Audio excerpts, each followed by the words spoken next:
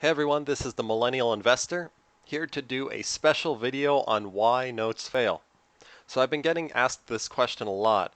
Why did the note I purchased failed? And I'm just going to show you why I think notes fail. And the best way to do that is to be on the note trading platform for Lending Club.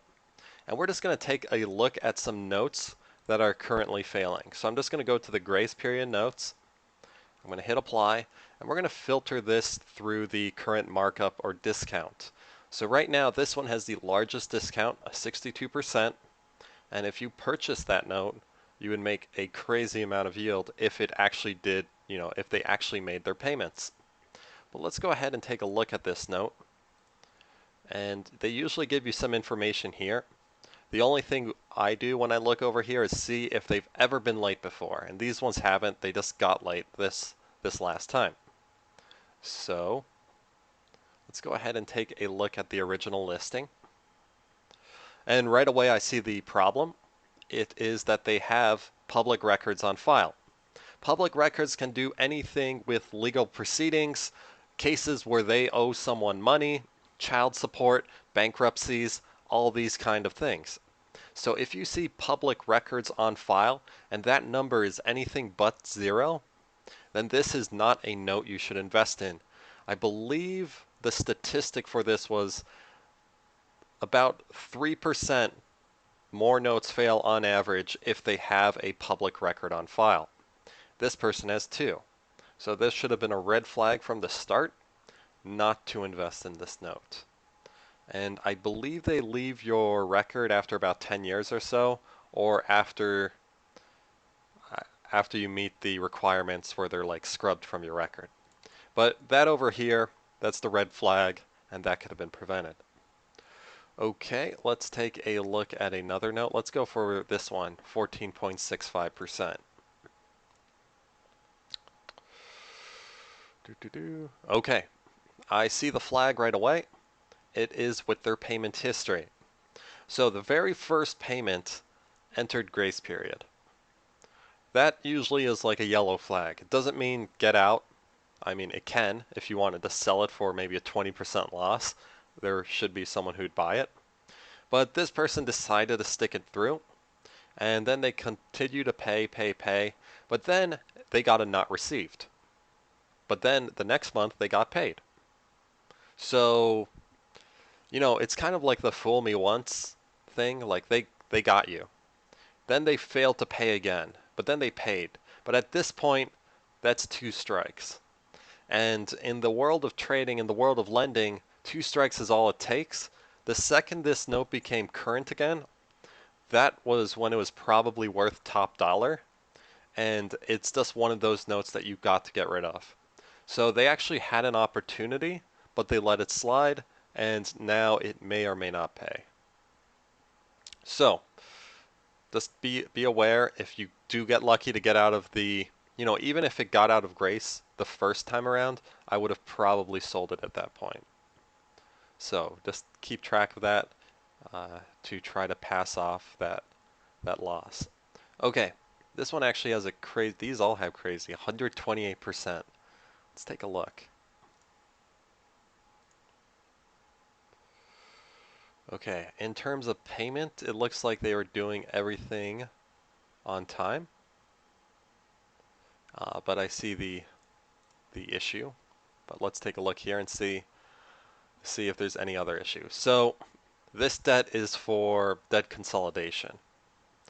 $24,950. I have a rule. And my first rule of investing, and I break this rule just a couple times here and there, is try not to invest in loans that are more than $12,000. Because if you default on a loan, let's say this person who's borrowing this money defaults on the loan, it's going to mess up their credit score. It's going to, just mess up their finances for a while. They're going to get creditors calling them, things like that. But you're not probably going to screw everything up with your finances for an amount less than $12,000.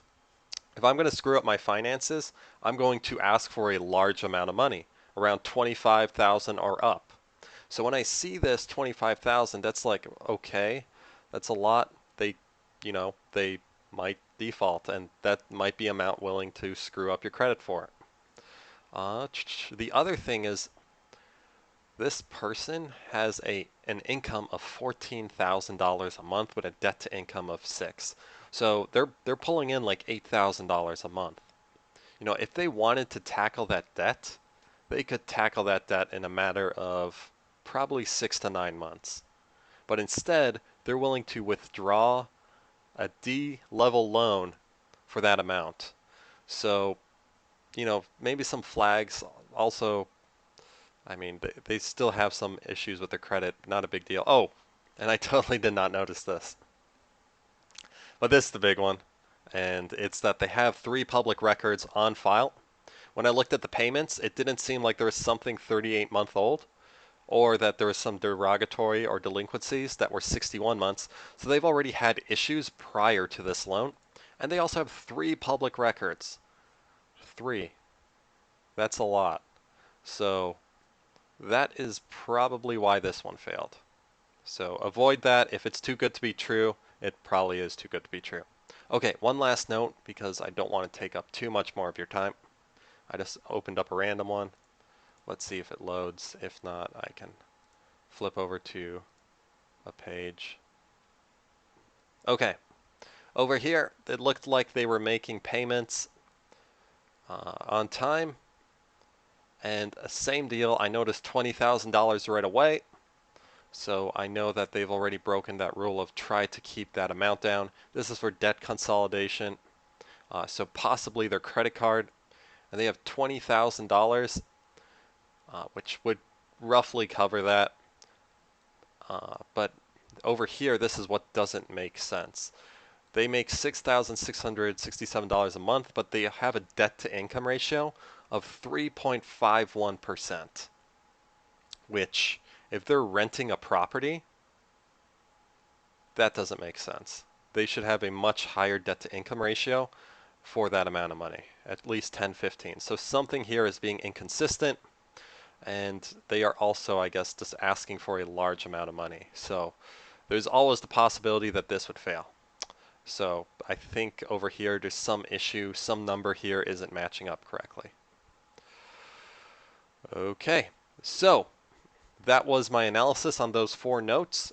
Of course, any note can fail, but that these 4 notes that we saw are notes that I would have never invested in, because there's just too many issues with a couple of them, and there's just some things I don't like about the others. Okay, so hopefully you found this useful. If you have any questions, comments, or would like to subscribe, please do so. This is the Millennial Investor signing out. Peace.